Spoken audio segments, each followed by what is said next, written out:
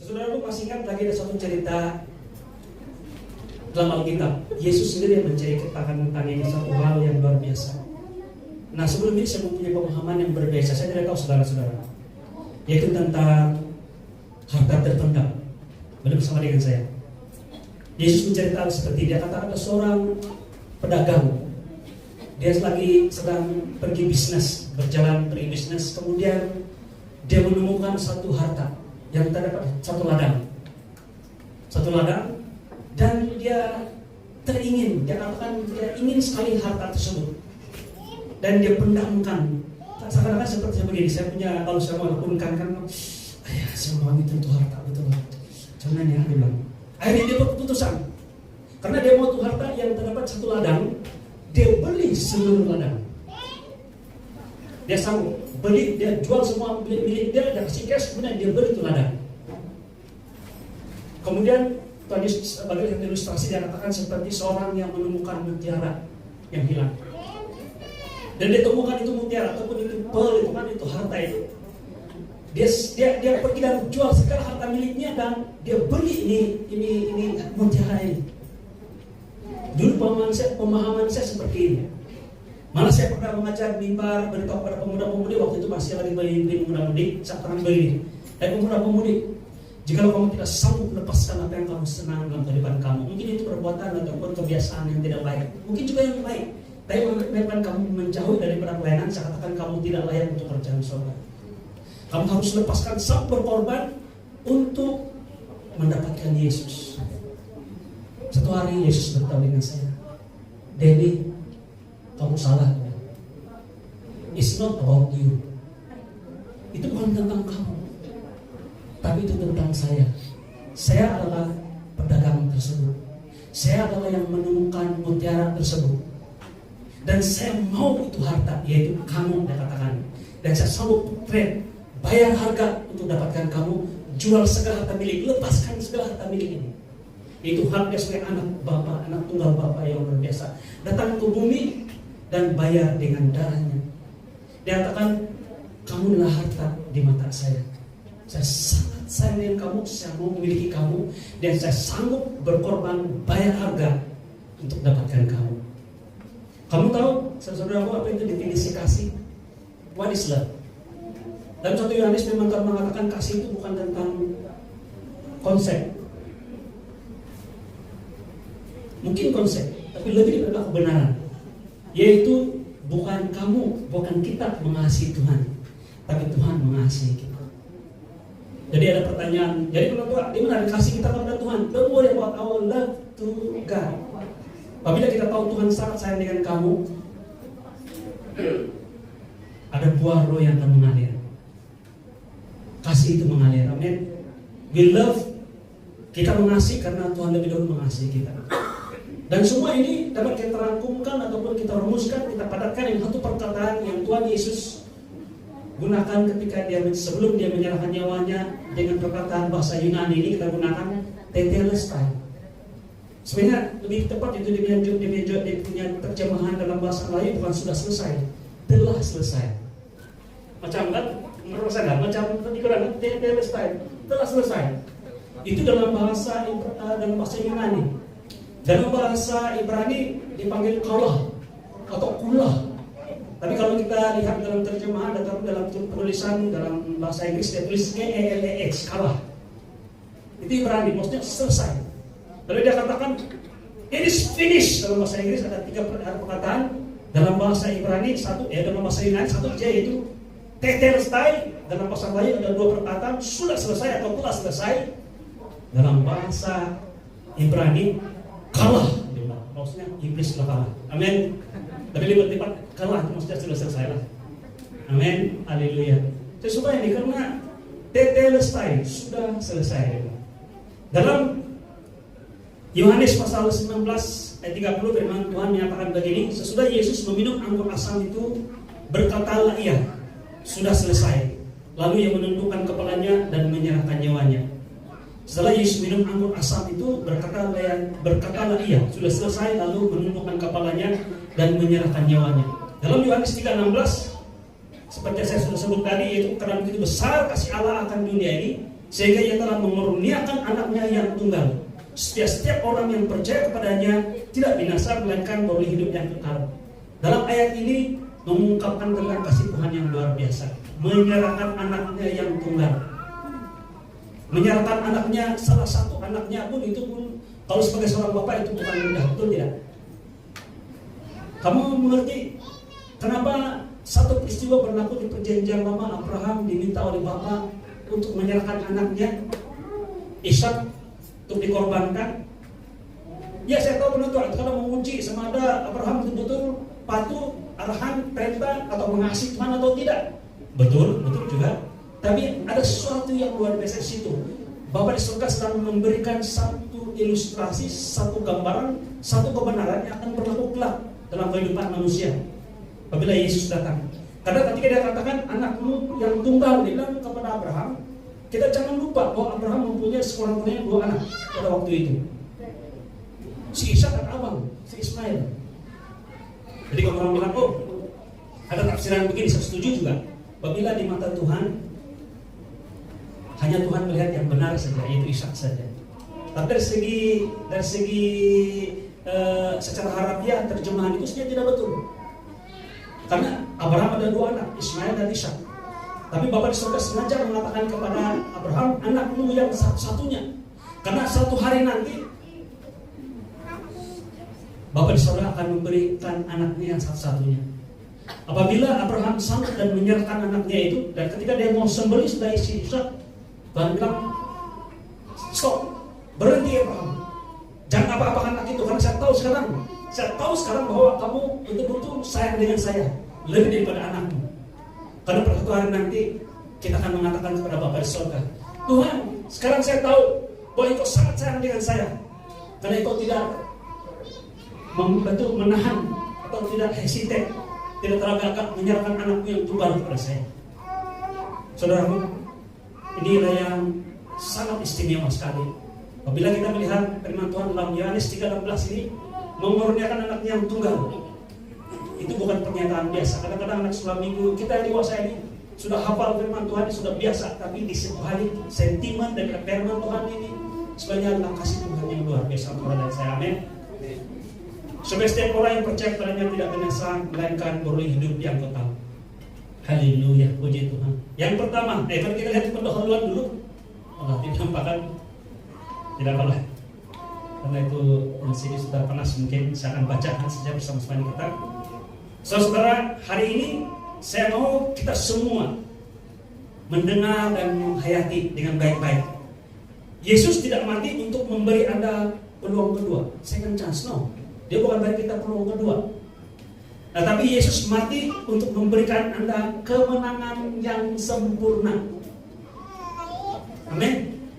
Maksudnya karena Tuhan berikan pada Anda ketika Anda menerima Dia sudah Tuhan dan Juru Selamat itu bukan sebahagian, bukan akhirnya kemudian baru sempurna sebagainya, tidak. Dia bagi kita kemenangan yang lengkap. Dia tidak berkata hampir selesai, baru dia menyerahkan nyawanya. Atau dia katakan kamu sambung selebihnya, tidak. Dia berkata sudah selesai, tetelestai, kulah, kan dalam bahasa Ibrani. Saudaraku, salib adalah demonstrasi kasih Allah dan bukan tuntutan.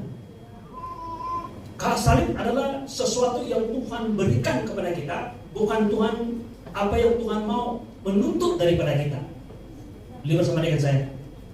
Dalam Yohanes 3:16 tadi dia katakan Tuhan menyerahkan anaknya yang tunggal supaya setiap orang yang percaya padanya tidak binasa melainkan beroleh hidup yang kekal. Mungkin ada satu saja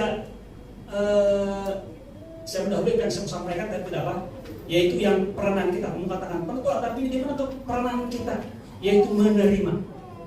Dalam Roma 5 ayat 17 firman Tuhan mengatakan begini. Roma 5 ayat 17 dia katakan begini.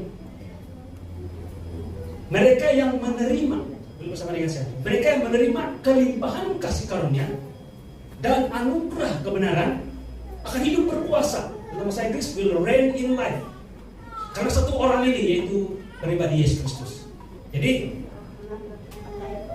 kasih karunia dan anugerah kebenaran itu perlu kita terima. Amin. Jadi tidak mengiyahkan apa yang dunia katakan sana, oleh karena Tuhan telah mati maka seluruh dunia diselamatkan. Tidak. Bagian kita adalah menerima. Karena Bapa di surga sangat-sangat menghargai kita punya hak memilih. Kita punya hak untuk pilihan ini. Kalau kita tidak ada pilihan, kita ini bukan dikasih, kita dimanipulasi. Belum bersama dengan saya, kita robot. Karena Tuhan sayang dengan kita perlu membuat keputusan, menerima. Demikian juga situasi apa yang ada di Taman Firdaus atau Eden kan. Pertama-tama Tuhan bilang, kamu boleh makan semua, maksudnya orang banyak kan. Semua maksudnya ada semua yang dalam taman itu di garden itu, di kebun itu semua boleh dimakan oleh Adam dan Hawa. Kecuali satu saja. Jadi orang bertanya, kenapa Tuhan tem ataupun menimbulkan ataupun meletakkan manusia dalam pencobaan? Kenapa tidak semua baik, jangan ada pilihan yang satu ini? Itu menjawab bahwa jikalau Tuhan tidak bagi pilihan, manusia mengasihi Tuhan atau ikut Tuhan seperti robot saja.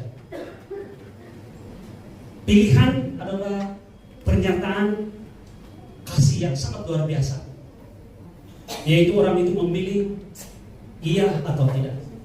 Amin. Dan sebenarnya kalau kita lihat kan satu sebenarnya tidak boleh, yang lain semua boleh. Tidak tahulah macam mana iblis mencoba manusia sehingga yang satu ini kan menjadi cabaran bagi mereka.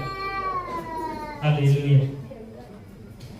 Tuhan tidak berkata sesuai dengan Yohanes 3:16, dia tidak kata begini, perbaikilah hidupmu dahulu, dia bilang. Perbaikilah hidupmu dahulu, baru aku mengasihi kamu. Tidak. Tapi Tuhan berkata, aku mengasihi kamu terlebih dahulu, sebab itu aku memberikan anakku. Karena begitu besar kasih akan dunia ini, dia berikan anaknya.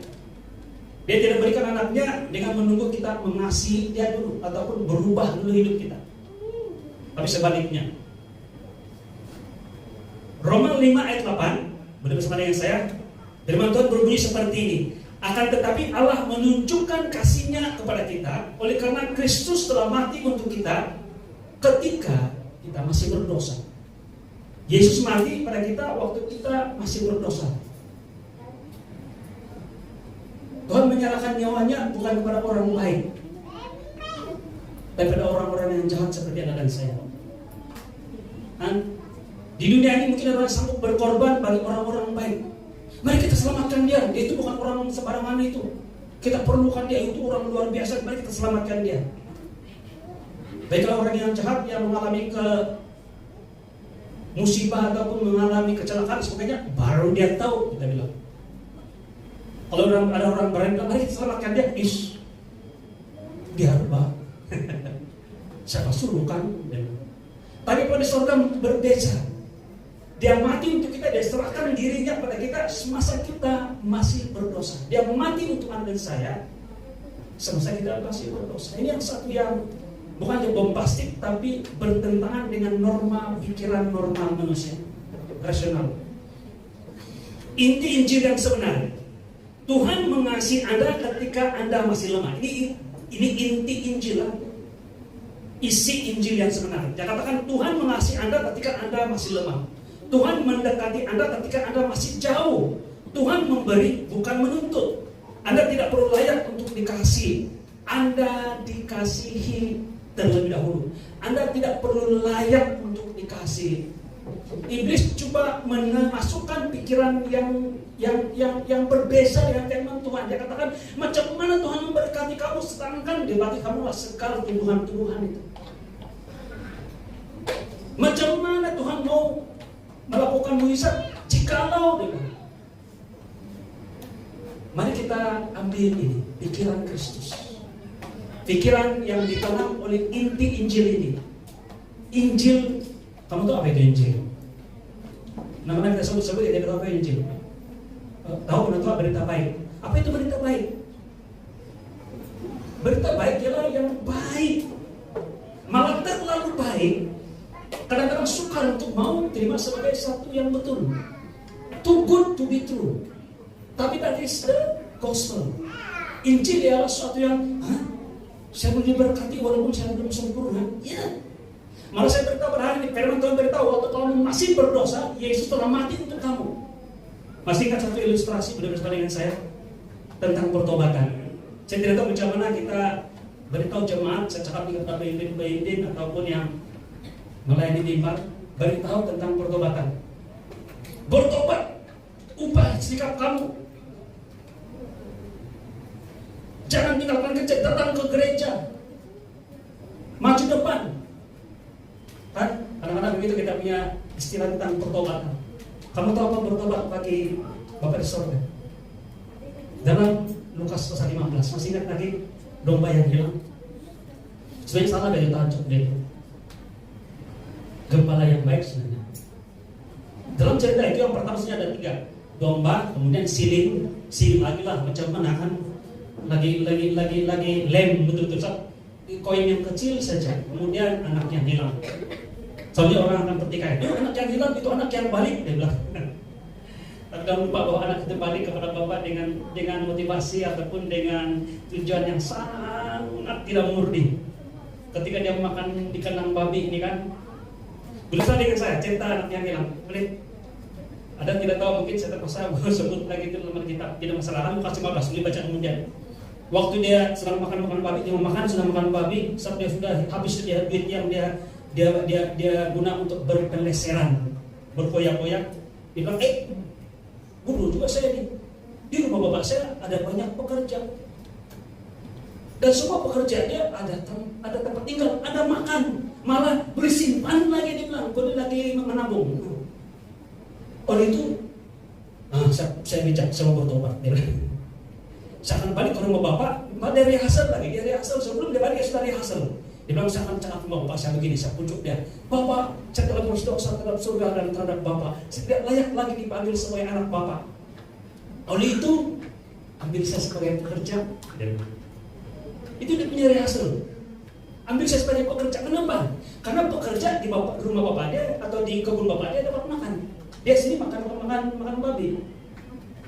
Jadi sebenarnya pertobatan anak itu tidak sempurna. Tetapi kita lihat apa yang berlaku. Ketika anak itu jauh lagi bapak dia sudah pergi tunui dalam bahasa Rasul, sudah pergi maju, pergi tangkap dia, peluk dia, cium walaupun bau babi. Ini kalau kita bilang bau babi, bagus suara kandang babi, senang tenai hari pendapatan. Ini bukan kita Rasul, ini adalah orang Yahudi.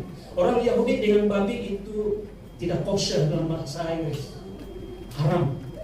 Itu paling hina tadi. Tapi bapak dia cium peluk dia, kemudian dia manakan cincin, dia bagi jubah, dia bagi dari kasur. Itu anak sempat cakap yang direhasal satu bagian saja. Bapak, saya telah berdosa terhadap surga dan terhadap surga dan terhadap bapak. Saya tidak layak lagi dianggap sebagai anak bapak. Itu dia sempat. Dia mau cakap yang ketiga, tapi tidak sempat. Karena buat apa mau jadi pekerja dengan bapak dia, bahwa dia mau cakap sembelih lembu tambun, dia bilang. Sudah pakai cincin, sudah pakai sepatu, sudah pakai jubah. Buat apa jadi pekerja? Itu tentang bapak. Nah, saya balik kepada yang domba yang pertama. Kamu tahu macam mana bertobat? Ada 100 domba saat itu hilang. Tinggalkan yang 99, gembala tinggalkan yang 99 tidak hilang dan dia pergi cari gembala yang keluar dari tempat selesai, dari zona selesai. Dalam konteks ini Yesus dari surga tetap ke bumi, pergi mencari, dia pergi. Gembala yang pergi mencari, gembala yang menemukan, gembala yang ambil, gembala yang angkat letak di bahu dia, gembala yang bawa pulang dan dia beritahu kepada adik jiran-jiran, mari semua bersukacita dengan saya buat patih karena gembala saya yang jajal nakal ini. Tidak ada jajal begitu. Gembala saya ini, domba saya yang hilang ini sudah ditemukan. Dan teman-teman akan dibawa, baca bagus-bagus itu ya. Demikianlah jikalau seorang bertobat, ada sukacita besar di surga. Saya mau tanya soalnya, macam mana domba itu bertobat? Adakah dia kan di kerugian sudah banyak luka parah, sudah kan saya di sini, apa yang saya buat di sini salah, apa yang saya buat ini. Oh gembala, saya mau pulang. Ini saya datang dengan segala pendekatan dan semua luka saya datang kepadamu, saya mau bertobat. Tidak pernah tentang domba, tapi tentang Bapa, tentang gembala yang datang dan selamatkan kita. Pertobatan kita adalah it's all about Jesus. Jika mana mudi tahun lalu ini kan yang it's all about Him, tentang Yesus. Tuhan adalah segala-galanya. Apa yang kita buat semua ada tentang Yesus.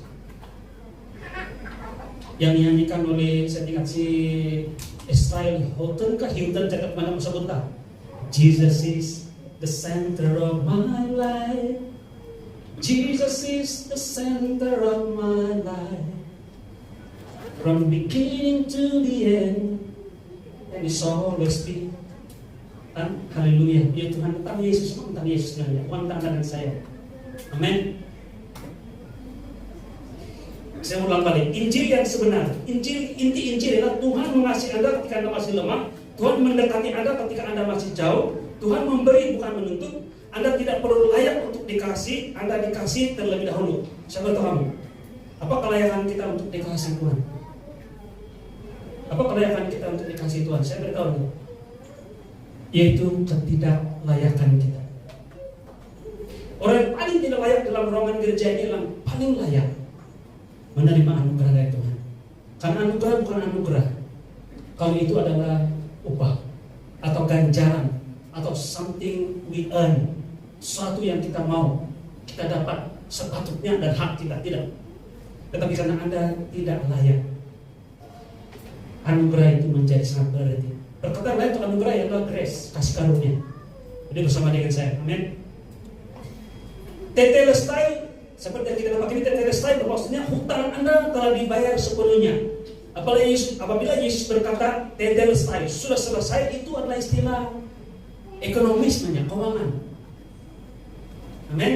Maksudnya paid in full, sudah bayar penuh, tiada baki, tiada angsuran. Tidak istilah mengatakan bahwa nanti saya akan jadi orang benar nanti. Tidak. Apabila kita menerima Yesus, ketika menerima Yesus, kita terima pembayaran penuh daripada Yesus. Iblis yang mau kita pikirkan bahwa kita tidak kudus atau tidak benar sepenuhnya. Boleh bersama dengan saya? Di perjanjian baru, kebenaran bukan sesuatu yang merupakan perbuatan. Saya sedih, kalau ini berpengalaman dulu lah, saya masih pemuda-pemudi lagi, saya tanya dengan seorang antara lain pemimpin pemuda-pemudi lah di daerah kita. Saya bilang, kebetulan dia di sekolah, tapi sekolah yang cerita, saya bilang, bagi pendapat kamu lah. Tapi jangan juga saya merangkap juga kali, tapi saya mau bawa kebenaran tadi juga. Tapi saya mulai dengan pertanyaan, saya bertanya, mungkin kamu juga bertanya, bagaimana jadi orang benar? Saya tanya, macam mana jadi orang benar? Kalau ada jawaban seperti ini, tolong mulai hari ini kita ubah, boleh? Berubah cara berpikir dan cara tanggapan kita. Oh, jadi orang benar, dia bilang apabila kita rajin ke gereja, tidak buat ini, dan tinggalkan semua perbuatan-perbuatan yang tidak baik kita, tidak merokok, tidak meminum, tidak mengelimut dan sebagainya, malah kita mau melayani mimbar, kita mau menginjil dan sebagainya, itu jadi orang benar.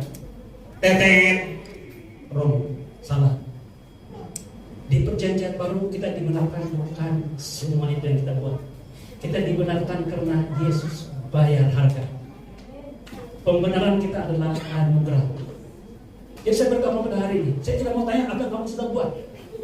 Adakah kamu benar apa yang kamu sudah buat? Saya tidak tanya begitu, tapi apa yang Yesus sudah buat untuk Anda dan saya, sehingga Anda dan saya disediakan sebagai benar.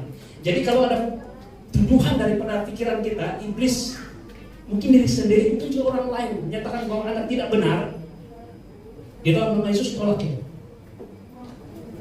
Tapi saya masih belum sempurna. Betul lah.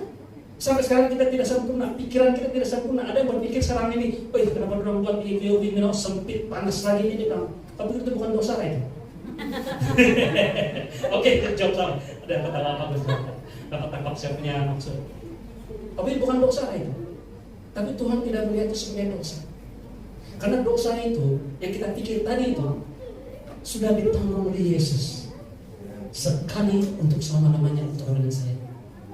Saya dosa-dosa kita sudah Tuhan Yesus tanggung. Kamu pikir bahwa dosa saya sebelum ini saja? Tidak. Malah kita semua ini, saya lahir tahun 71 itu masih masa depan ketika Yesus mati. Tapi ketika Yesus mati tahun 2000, tahun 01, tahun 33 ini mungkin waktu dia mati. Di dalam pikiran Bapak, Dia tahu siapa si Denny, siapa si Penutar Frederick, dia tahu siapa si Pastor Eli. Dia tahu bahwa mereka ini akan menerima pembayaran resit yang penuh dan painful ini, tuntas ini. Amen. Oh haleluya. Jadi kalau istilah keuangan sudah dibayar penuh, tiada baki. Ada lagi yang belum sempurna dalam hidupmu. Tiada baki. Semua Tuhan Yesus sudah bayar dan tiada angsuran. Hutang Anda telah dibayar sepenuhnya. Dalam Kolose pasal 2 13 sampai 14, firman Tuhan berbunyi seperti ini.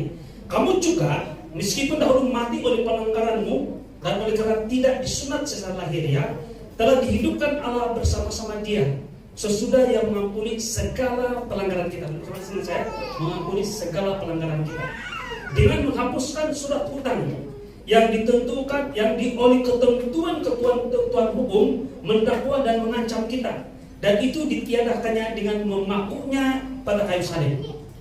Betul kan? Oleh darah anak domba. Satu lagi yang lagu tadi yang dibawa di kita punya pimpin pujian yang katakan bahwa oleh kita kasih bungkam pendakwa kita. Kamu tahu kan pendakwa itu sebenarnya apa sampai dasar dia betul. Dia dakwa kita bukan main-main, dia nampak apa yang kita buat.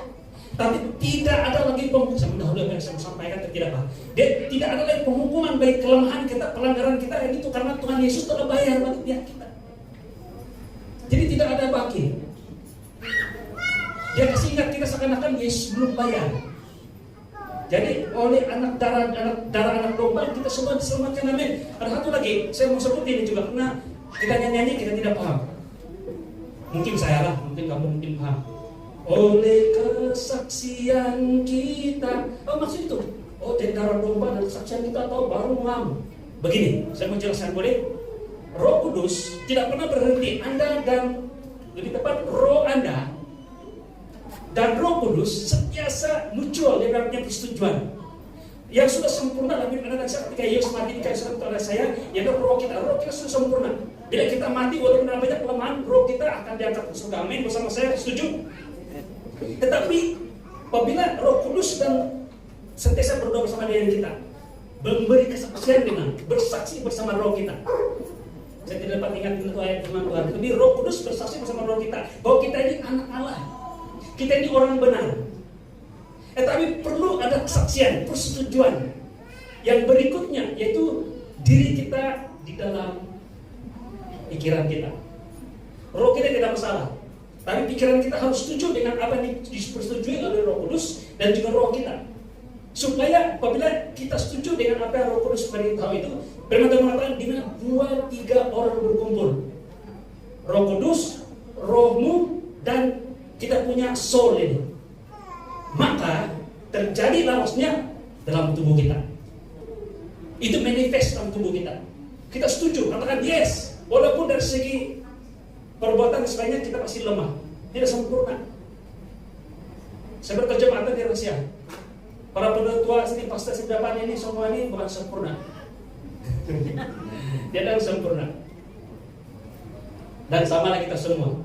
Tapi kita adalah orang benar sesuai dengan apa yang firman Tuhan katakan. Dan sekarang saya menuntut kita, pikiran kita yang selalu betulkah apa itu ada tujuan sebagainya, sekarang tolak dalam nama Yesus, terima, setuju bersama dengan roh kita dan Roh Kudus menyatakan kita ini anak Allah. Saya kita boleh panggil ya Aba, ya Bapa. Amin. Haleluya, puji Tuhan. Dia katakan mengampuni segala pelanggaran kita dengan menghapuskan surat hutang. Tidak ada hutang lagi ya. Kalau sudah hapus, hapuslah. Yang oleh ketentuan hukum mendakwa. Apakah ketentuan hukum? Itulah hukum-hukum yang dinyatakan oleh Bapa. 10 hukum. Dan 2 rumusannya itu kasih Tuhan Allahmu dengan segenap hati, dengan segenap kekuatan, segenap akal budi. Dan kasihlah sama manusia. Itu adalah rangkuman pada 10 hukum. Yang pertama 10 hukum yang pertama ialah jangan ada Allah lain. Ini selalu kita sebenarnya kalau kita sampai sekarang pun ini kita masih melanggar. Tidak sempurna. Kadang-kadang ada yang mengumpah baru dari hari Minggu.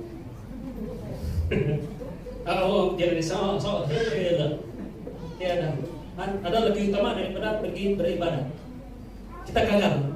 Tapi firman Tuhan mengatakan, saya mendahului saya mencatat juga, tidak ada penghukuman bagi Anda dan saya dalam Kristus.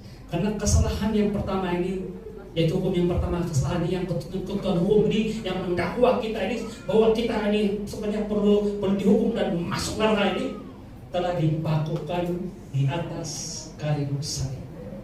Amen. Semua hutang Anda bukan separuh, bukan sebahagian, telah dihapuskan sepenuhnya. Tuhan tidak lagi menuntut bayaran karena Yesus sudah membayarnya semua. Jikalau Tuhan sudah bayar semua, tapi kita merasa kita masih berdosa, kita seakan-akan menghina, tidak menghargai ataupun mencurigai karya salib yang sempurna. Jadi apa yang terbaik sekali adalah untuk kita menghargai karya salib adalah menerima sepenuhnya pengampunan ini. Amen. Haleluya. Dalam Ibrani 10:14, sebab oleh satu korban saja, ayat 14, 10:14, sebab oleh satu korban saja ia telah menyempurnakan untuk selama-lamanya mereka yang dikuduskannya.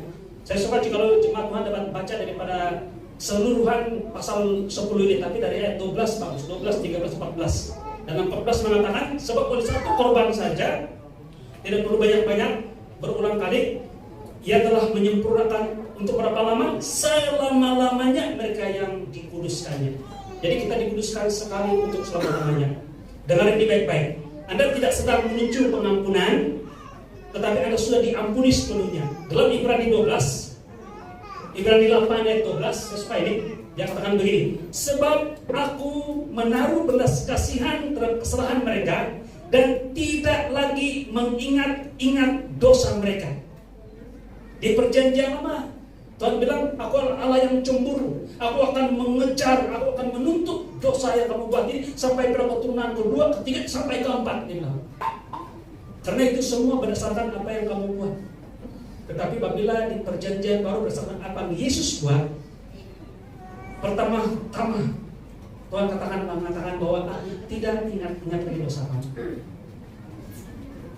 Saya mau cepat dari mas, tapi saya mau cerita juga, diberikan sedikit kesempatan. Masa yang Tuhan Yesus bilang sudah selesai, sebelum selesai dia minum anggur asam. Kalau kita lihat dalam hadis dia katakan begini, Tuhan melihat semuanya sudah selesai, tetapi dia bilang aku haus. Tuhan Yesus sudah selesai semua. Memang dia boleh katakan sudah selesai, tapi dia lagi yang dia mau selesaikan sebelum dia selesaikan semuanya.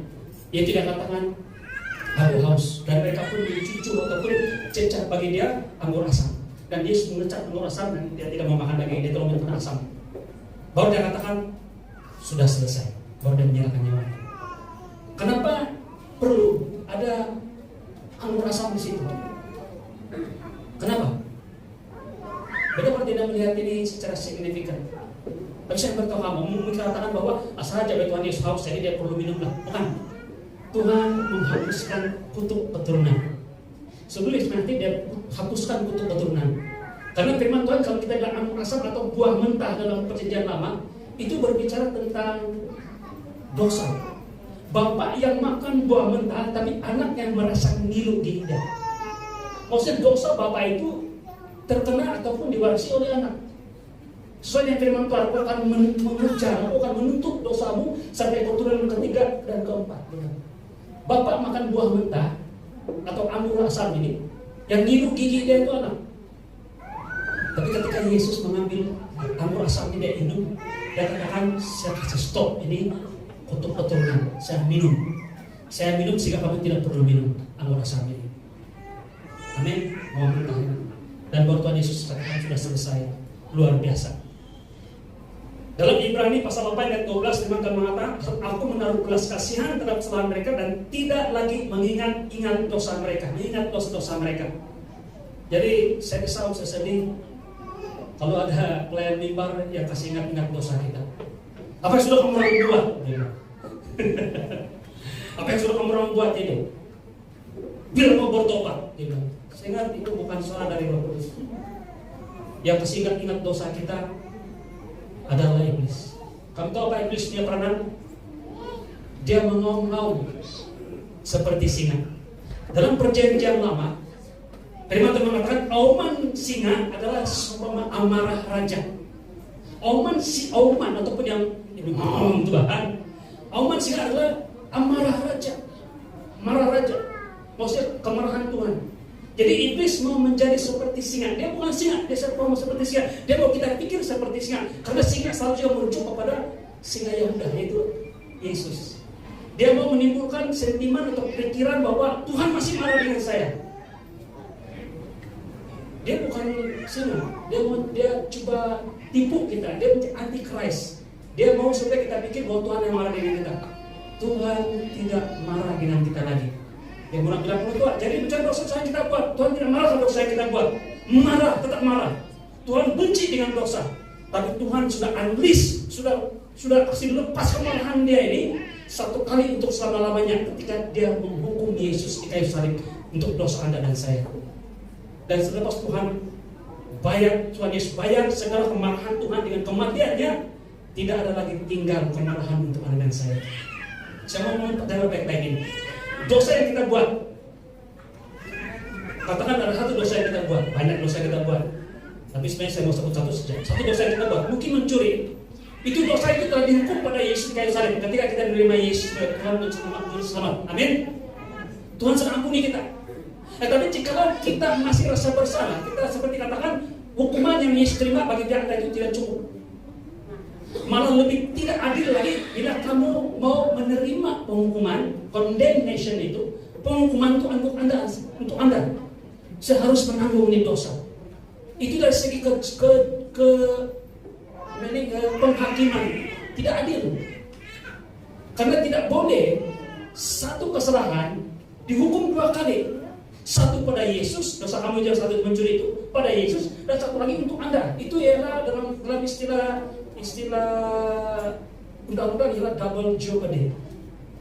Bapak di surga sangat adil. Ketika dia sudah hukum dosa mencuri Anda itu, dia tidak akan menghukum Anda. Yang tinggal Anda hanyalah kemurahan, pengampunan dan kebenaran. Amin. Haleluya. Jadi Tuhan mengatakan, aku tidak lagi mengingat dosa mereka. Jika Tuhan tidak mengingat dosa Anda, mengapa Anda masih hidup dalam rasa bersalah? Tolak ini, amin. Jangan merasa bersalah lagi.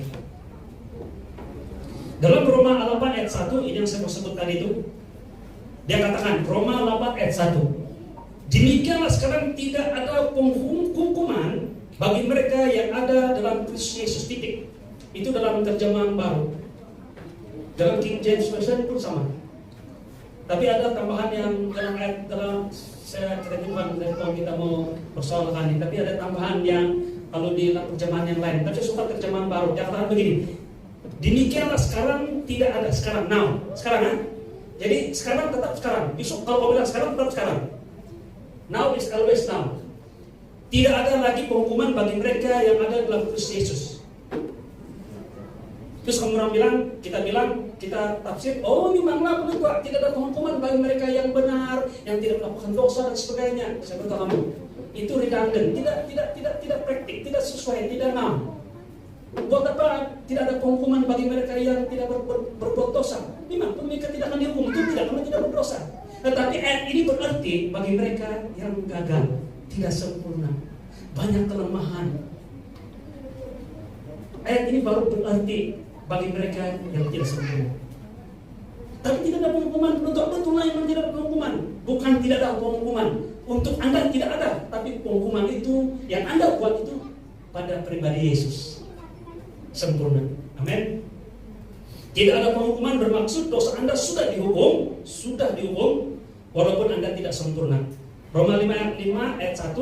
Roma 5 ayat 1, sebab itu kita yang dibenarkan karena iman, kita hidup dalam damai sejahtera dengan Allah oleh karena Tuhan kita Yesus Kristus. Maksudnya sekarang ini saya beritahu saudara jemaat Tuhan, dosa dalam diri kita, dosa Anda dan saya bukan lagi isu antara Anda dan Tuhan.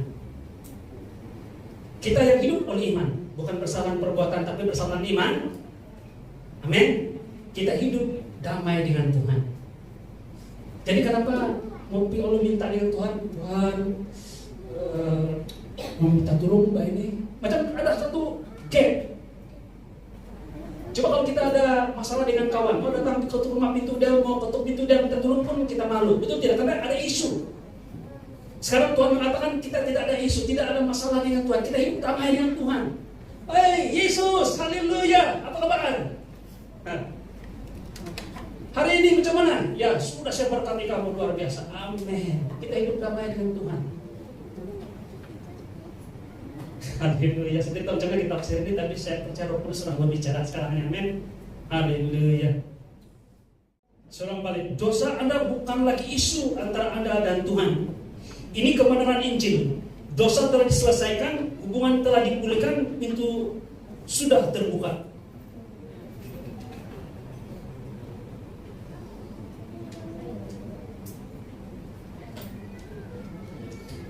Mari kita lihat ini dalam 2 Korintus pasal 5 ayat 21. Saya suka ayat ini. Saya dari dulu saya lihat firman Tuhan ini dan menjelaskan tentang bagaimana saya yang tidak melakukan kebenaran dilihat Tuhan sebagai orang benar. Atau tidak sempurna, tapi Tuhan masih melihat saya orang benar. Yaitu jawaban itu terdapat dalam 2 Korintus pasal 5 ayat 21. Firman Tuhan berbunyi seperti ini. Dan dia yang tidak mengenal dosa, belum sekalian saya, dia yang tidak mengenal dosa telah dibuatnya, yaitu Bapa di surga, menjadikan dosa karena kita, supaya dalam dia kita dibenarkan oleh Allah. Sekali lagi, firman Tuhan berbunyi seperti ini dalam 2 Korintus pasal 5 ayat 21.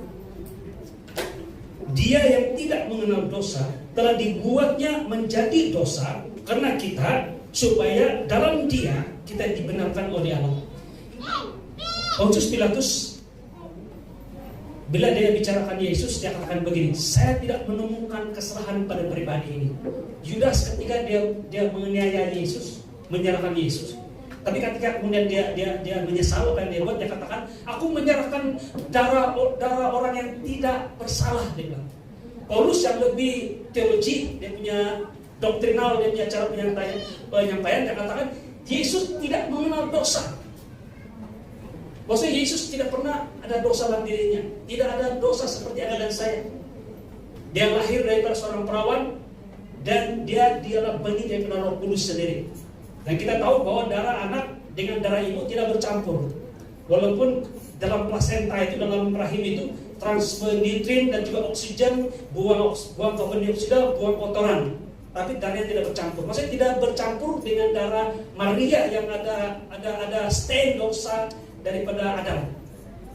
Yesus tidak berdosa, tetapi dijadikan dosa supaya Anda dan saya menjadi benar. Kamu orang tanya begini, bagaimana saya menjadi orang benar tanpa melakukan yang benar? Saya tanya, jika kamu tidak boleh jawab bagaimana Yesus yang tidak berdosa menjadi dosa, maka kamu boleh jelaskan bagaimana saya boleh jadi orang benar tanpa melakukan yang benar. Yesus tidak melakukan kesalahan, dosa dan sebagainya, tapi dosa ditimpakan kepada dia. Dan kebenaran Yesus, saya boleh mengatakan jangan sama, ditimpahkan, ditumpukkan kepada Anda. Yesus adalah domba korban. Kalau dahulu waktu zaman Israel, orang yang berdosa datang ke bait Allah bawa domba. Kok kita kira obvious sudah, memang orang itu ada masalah. Itu imam bilang, kalau datang lagi dia bawa domba, ada masalah sudah dia buatin. Tapi ketika mereka datang di bait Allah, ini imam tidak bilang apa yang sudah kau buat, dia tidak cakap begitu. Tapi terus dia pergi cek itu domba, ngam tadi domba, ada cacat celat, ada perfect semua ini, ada putuh kah, ada scurvy kah, ada buta mata, ada tanduk dia ngam cukup kah, tidak patah. Dia cek itu domba, bukan dia cek yang berdosa. Dan selepas dia cek, oke, confirm, tamim, sempurna. Jadi dia korbankan, dia suruh itu orang yang berdosa tumpang tangan di domba itu, dan dia berdoa. Ketika dia berdoa, dia katakan, ini orang ini sudah bersalah, tapi dan harus dihukum mati, tapi bukan dia mati, tapi domba dia mati. Jadi segala dosa dia ini dipindahkan, dia jadi scapegoat kepada yang domba ini, pindah sana, dan segala tamim ketidakcacatan domba itu menggambarkan tentang kekudusan dia itu berpindah kepada orang ini. Dan yang mati dikorbankan adalah domba, dan dia boleh pergi dengan aman bahwa dosa dia sudah diampuni. Itu gambaran saja perjanjian lama. Tapi kita ada anak domba korban, salah satunya yaitu Yesus. Dia tidak berbuat dosa, dia tamim, kudus, suci, tetapi dia menjadi dosa bagi pihak Anda dan saya. Jadi kalau ada tuduhan mengatakan, Denny, Kau tidak sempurna lah. Saya tahu banyak kesalahan kau, tapi kau berani-berani melihat mimbar. Wah, dia bilang itu tuduhan lah kan. Jawab seperti ini. Saya jawab bagi saya pribadi. Iblis, kalau kau tengok saya mau pusing-pusing saya, memang saya banyak kelemahan. Tapi saya lihat kau lebih teruk. Kau lebih teruk iblis. Tapi saya bukan saya. Tapi lihat saya punya substitute saya, domba saya. Ada kalian tamim, ada kalian sempurna. Demikian dia sempurna, demikian saya sempurna. Demikian dia benar, saya adalah orang benar. Kita boleh jelaskan bagaimana saya menjadi benar tanpa melakukan yang benar. Apabila kita boleh jelaskan kenapa Yesus tidak pernah melakukan dosa, tapi menjadi dosa bagi Anda dan saya. Dalam Roma pasal 5, minta maaf saya, 2 Korintus pasal 5 ayat 21. Nah, saya mau nyatakan ini, sangat penting, saya baca saja. Kebangkitan bukti semua itu telah berlaku, sudah diterima. Maksudnya kebangkitan adalah menunjukkan bahwa Yesus, pengorbanan Yesus atau kematian Yesus, pengampunan dosa kita telah diterima oleh Bapa di sorga. Dalam Roma 24 ayat 6, ia tidak ada di sini. Maaf saya.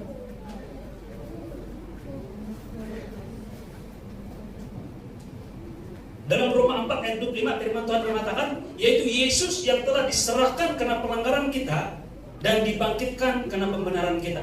Maksudnya kebangkitan Yesus sangat signifikan buat Anda dan saya. Dia bangkit bukan karena dia anak Allah. Dia berkuasa. Maut tidak dapat membendung dia punya nyawa dalam kematian. Itu sudah cukup baik, penjelasan itu cukup baik sudah. Tetapi kebenarannya adalah Yesus bangkit karena membuktikan atau menyatakan bahwa Anda sudah dibenarkan. Seorang yang dipenjara, kita tahu dia jalan-jalan sudah, kecuali dia melarikan diri lah. Dia sudah bebas, maksudnya dia sudah bayar utang. Ganjaran sebenarnya dia bayar hukuman. Yesus bangkit menunjukkan bahwa sudah selesai. Maksudnya kematian sudah dibayar. Sekarang dia keluar dari kematian. Amin. Haleluya. Luar biasa. Jika Yesus bangkit, maka pengampunan Anda adalah nyata. Jika Yesus hidup, maka Anda tidak lagi terikat masa lalu. Yang seterusnya, Anda tidak hidup untuk mendapatkan kasih Tuhan. Ini penting, dengar ini baik-baik. Anda tidak berdoa supaya Tuhan mengasihi Anda. Anda tidak melayani supaya Tuhan menerima Anda. Anda melakukan semua itu, amin. Kita semua lakukan itu karena Anda sudah dikasihi, Anda sudah diterima, Anda sudah milik Tuhan. Dalam 1 Yohanes pasal 4 ayat 15 ayat 19 firman Tuhan mengatakan, kita mengasihi karena Tuhan lebih dahulu mengasihi kita. Anda tidak bekerja untuk mendapatkan kasih Tuhan, Anda hidup dari kasih Tuhan. Jadi kita punya kehidupan kekristenan kita bukan starting point. Kita punya kehidupan kekristenan kita adalah finishing line bagi Yesus. Nah, starting point kita dalam kehidupan kita punya perlombaan kita ini adalah garis tamat bagi Yesus. Yesus tamatkan perlombaan, menang, baru kita mulai. Kita mulai bukan dari kosong, tapi daripada kemenangan yang Yesus telah berikan kepada saya. Anda tidak bekerja untuk mendapatkan kasih Tuhan, Anda hidup dari kasih Tuhan sendiri. Jadi ini penting. Yang ini slide kedua terakhir. Haleluya, puji Tuhan. Saya tahu panas sudah betul-betul. Inilah doa kita ini, menurut Joking. Bukan lagi semoga dalam nama Yesus Tuhan memberkati kita dengan luar biasa. Tambah lagi 10 ekor kah, kalau boleh. Haleluya dan keluasan. Amin. TT Lestai mengubah cara Anda hidup. Lebih tepat lagi, cara Anda berpikir. TT Lestai ini mengubah cara kita berpikir mulai saat ini. Amin. Bila Anda paham ini, apa itu TT Lestai, sudah selesai apa yang sempurnakan di kayu salib buat Anda dan saya. Anda berhenti hidup dalam ketakutan. Yang pertama. Yang kedua, Anda berhenti hidup dalam tekanan, stres. Oke? Anda mulai hidup dalam keyakinan. Tidak lagi bertanya-tanya apa yang akan kita makan, apa yang akan adakah kita selamat, bagaimana jika bisa naik, bagaimana kalau peperangan di Timur Tengah berterusan. Kita risau. Karena semua Tuhan Yesus sediakan buat Anda dan saya dengan sempurna. Amin. Haleluya. Dalam Ibrani pasal 4 ayat 16, firman Tuhan mengatakan, sebab itu marilah kita dengan penuh keberanian. Sekarang mesti berani. Jangan malu-malu depan Tuhan. Berani apa? menghampiri takhta kasih karunia supaya kita menerima rahmat dan menemukan kasih karunia untuk mendapatkan pertolongan kita pada waktunya. Kenapa kita tidak menerima pertolongan Tuhan? Karena kita takut, segan, malu, merasa tidak layak untuk menghampiri takhta kasih karunia. Tapi firman Tuhan pada hari ini, perkataan Yesus sudah selesai, itu buat Anda dan saya membuat kita berani. Sekarang mengatakan apapun tuduhan, pikiran kita berani maju dan masuk ke dalam Tuhan, mengatakan Tuhan, I need this. Saya perlukan ini. Malah saya percaya Tuhan memberikan kita sebelum kita minta. Nah, kadang orang tertanyakan, kenapa perlu berdoa, Pak? Kalau Tuhan sudah tahu perluan kita, kamu tahu kan Tuhan Yesus? Pengalaman saya dengan Tuhan suka bercakap-cakap dengan kita. Kamu pernah bercakap-cakap dengan Tuhan kan? Ada orang bilang berbicara dengan Roh Kudus, sama lah itu. Bercakap dengan Tuhan. Cakap dengan Tuhan. Saya pagi-pagi saya punya kebiasaan begini, Tuhan, saya bangun-bangun. Apa yang Tuhan mau bagi surprise ya pada hari ini? Apa yang Tuhan mau bagi? Apalagi yang Tuhan mau surprise ya pada hari ini? Saya bilang. Terus ini pertanyaan selalu. Dan selalunya Tuhan bagi banyak surprise. Tapi bukan semuanya, kadang-kadang yang negatif. Tapi Tuhan mau kasih surprise. Dalam hal negatif itu bagaimana kuasa Tuhan sempurna. Amin. Oh haleluya, puji Tuhan. Anda datang kepada Tuhan bukan dengan rasa bersalah, tetapi dengan keberanian. Anda boleh datang kepada Tuhan dengan tanpa rasa takut, karena Yesus telah membuka jalan untuk Anda dan saya untuk masuk dan mendekati takhta kasih karunia. Nah, mari kita rumuskan, boleh? Haleluya, puji Tuhan. Saudara-saudari, di kayu salib Yesus tidak berkata, dengar ini baik-baik, saya rumuskan ini, coba lebih lagi, jadi lebih baik dari dahulu. Tapi dia berkata, apa yang dia katakan sudah selesai.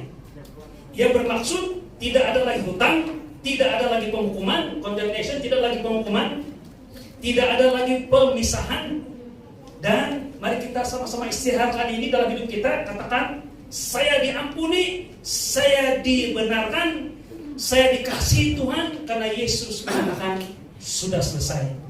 Nah, sebagai penutup jemaat Tuhan, mari kita baca semula dalam Yohanes 3:16. Firman Tuhan mengatakan begini. Saya percaya by now kita paham maksud ini. Apa yang Tuhan katakan ini? Dia katakan karena begitu besar kasih Allah akan dunia ini, sehingga Dia telah mengurniakan anaknya yang tunggal, supaya setiap orang yang percaya kepadanya tidak akan binasa. Yang percaya, bukan yang lebih banyak berusaha, yang bukan buat lebih banyak tindakan dan sebagainya, tapi percaya. Amin. Tidak binasa, melainkan beroleh hidup yang kekal. Tuhan memberi anaknya bukan untuk menghukum, tetapi untuk menyelamatkan. Perkataan tetelestai itu bermaksud sudah selesai, bukan separuh, bukan hampir, tetapi sempurna, lengkap, dan kekal. Mari kita berdoa.